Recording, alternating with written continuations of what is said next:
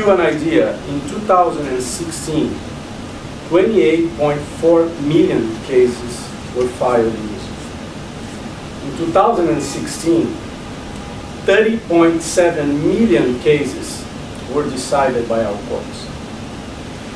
There were almost like 80 million cases going on in Brazil in 2016. We have two higher courts in Brazil. The Federal Supreme Court, in charge of deciding cases dealing with constitutional matters, and the Superior Court of Justice, which has the final word on the interpretation of federal law, which means that we can have a case under normal circumstances taking 15 years to be decided, finally decided. This is half a generation. It makes no sense at all. You know, this is crazy. So I think a couple of final comments on arbitration.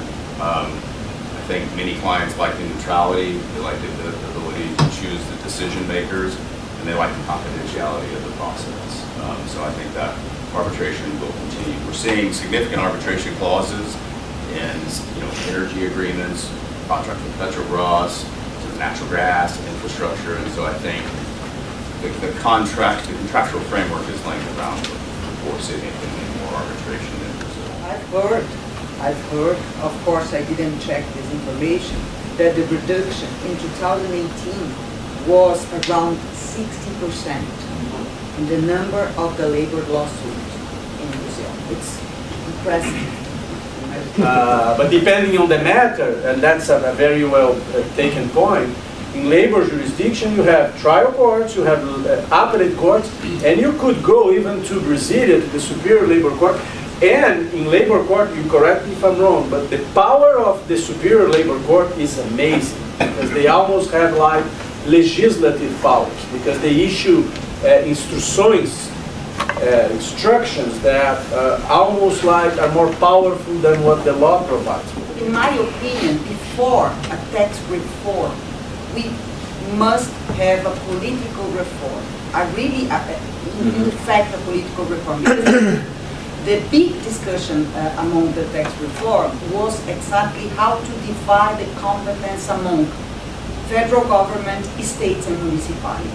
And it's almost impossible to change this without a political reform, in my opinion. So, Brazil there are three outcomes in Brazil. In most countries in the U.S., when you try and measure reserves against tax liabilities, you say, well, if we litigate, we could lose, we could win, but we're not going to litigate. We're going to find a way to settle this somewhere in the middle. Here's the range of settlement possibilities. In Brazil, it's win, lose, or amnesty. It's very common.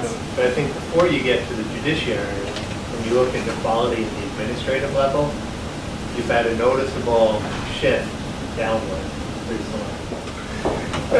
Because the class action in Brazil is, let me try to be very straight, it doesn't work.